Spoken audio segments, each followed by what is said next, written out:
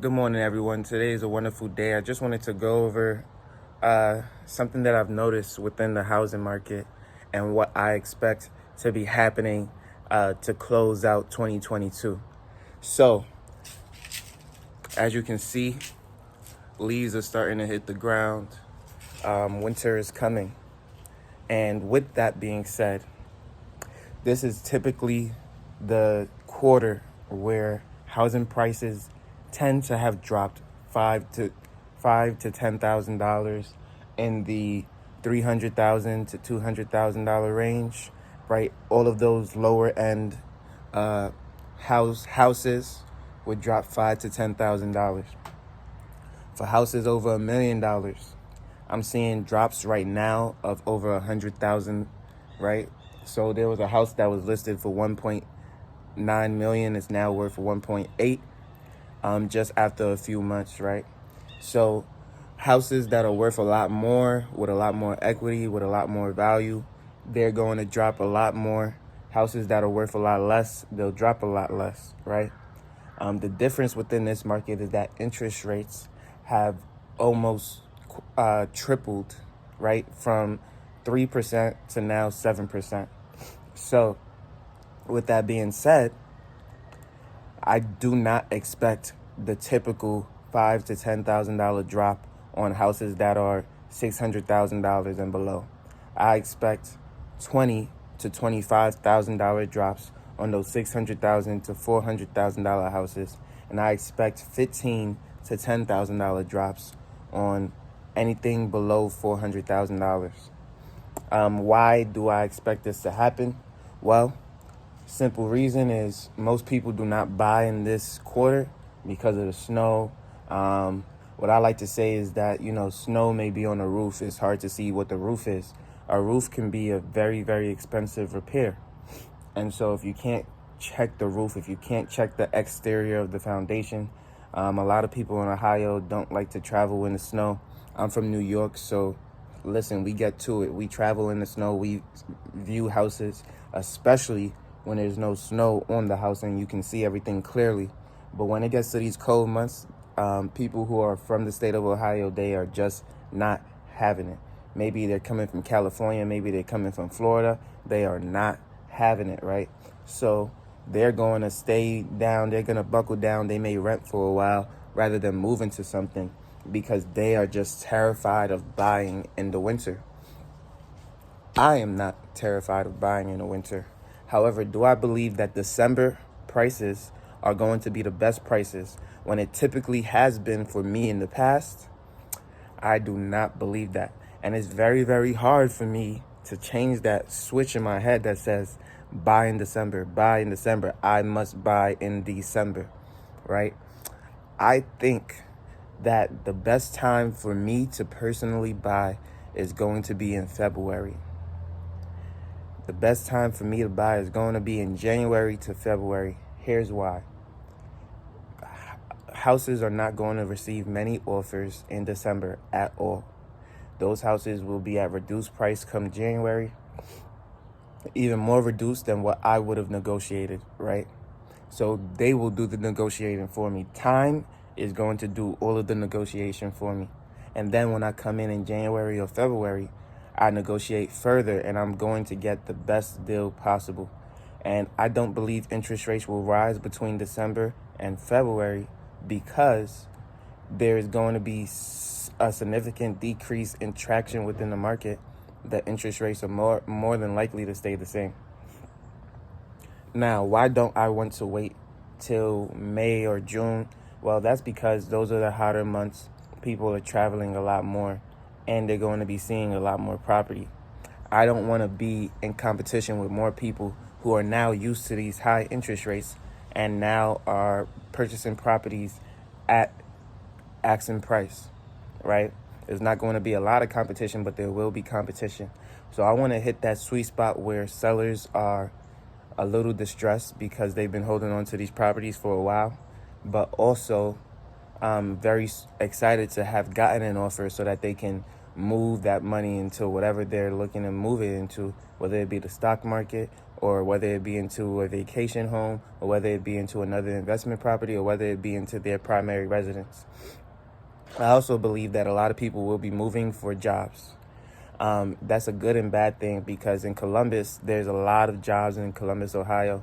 And so I do foresee that there are going to be people at the start of January fluctuating towards these markets, and they're going to be fluctuating to buy the houses in my price point. That's going to be $225,000 to $300,000, right? They're going to be looking at houses in my price point.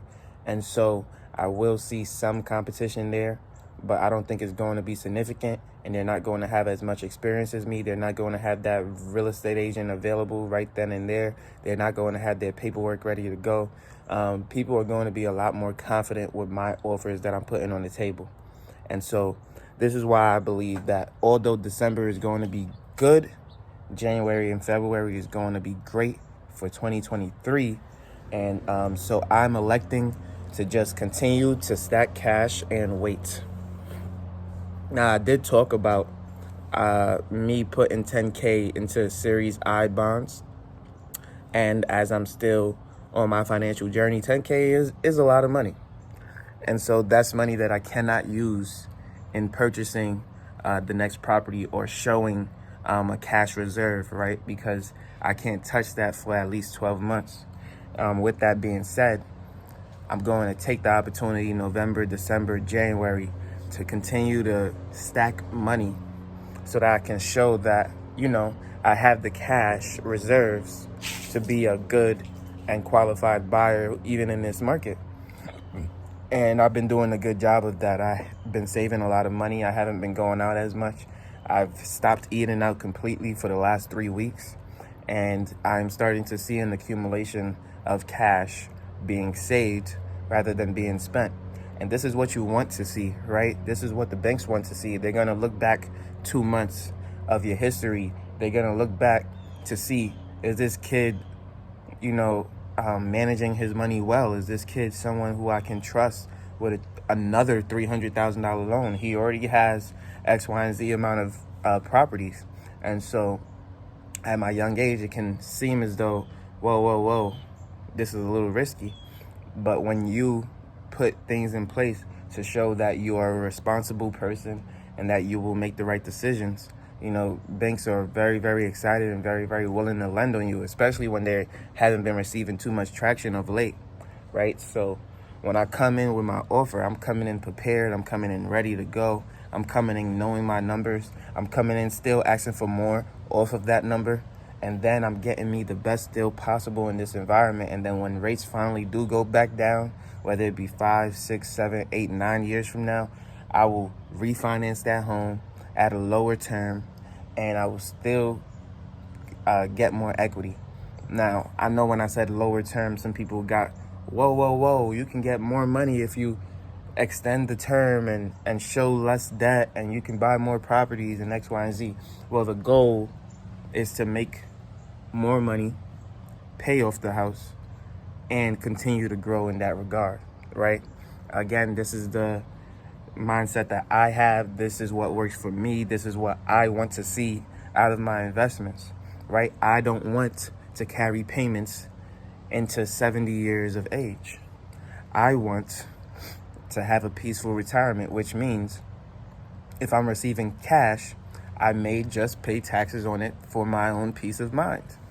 And the goal for me in refinancing, if I ever refinance, is to lower the payment because the interest rate was lower, either keep the same term or less term, and increase my cash flow, right? So if I can increase my cash flow, lower the term, and just get more value out of the property, and maybe even take out cash and still keep the payment low and still lower the term, then I'll do those things. But what I won't do is extend the term, extend the years, pay as little as possible, and enjoy myself. That's not a way that I can enjoy my retirement peacefully. And I don't want to be expending lots and lots of cash closer to retirement to pay things off.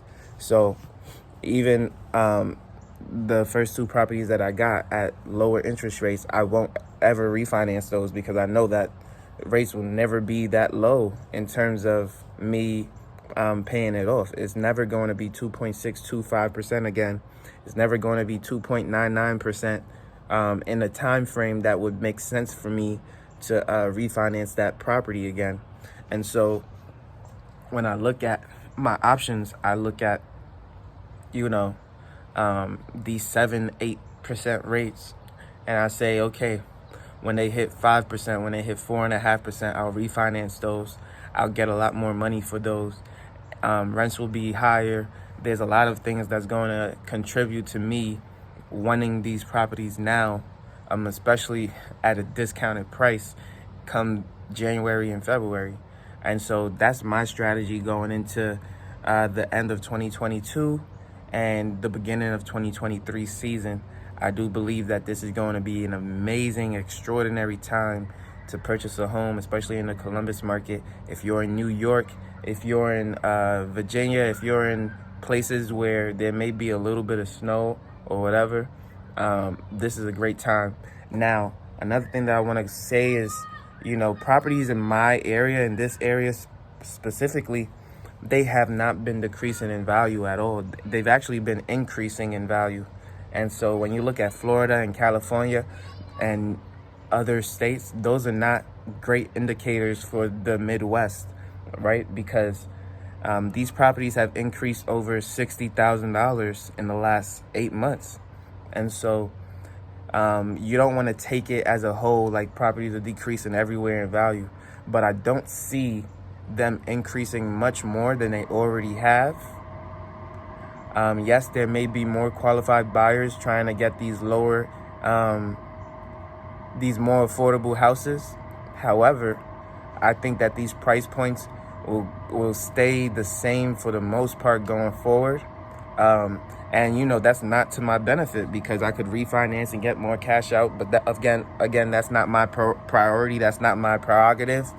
But the higher the housing value, the more cash I have, right? So I am excited that my property is worth a lot more than what I paid for it. However, I am a realist, and I know that properties, especially in the winter months, are not going to go up in value anywhere. So I am preparing for that. I am preparing to see maybe a $5,000 to $10,000 price cut in this area as well. And I can't wait. I'm excited. I've been picking properties well, right? I'm still on that journey with you all in finding better, more prosperous properties that will appreciate a lot quicker. And that's another thing that I'm looking for when I go and look for these rentals is this property going to appreciate a lot faster when rates do go back down, when it is May, June, and July? Will this property bear better returns for me, better equity for me? And ways to look at that is to look at the historical trend within those markets. Look at 2019, 2020, 2021. What happened then? How much did it increase compared to other areas within the Columbus market? That's how I'm going to identify great deals for myself. And then seeing how much did it go down? Did it go down a lot or did it go down a little bit? I want to find properties that only went down a little bit and then still try to get a deal out of that. I don't want properties that went down a lot because that tells me that when times are bad, it's going to go down a whole lot more. But when times are good, it'll go up just as much as other decent areas that also go up. So I want to look for that sweet spot. I want to pay a little bit more for something that is really, really good, but I still want to get a deal on top of that deal, if you know what I mean. So that's what I'm doing. That's what I'm focused on. And I'll let you know what's going on and to keep you up to date on my financial journey as well. Thank you for tuning in. Like, comment, and subscribe. Peace.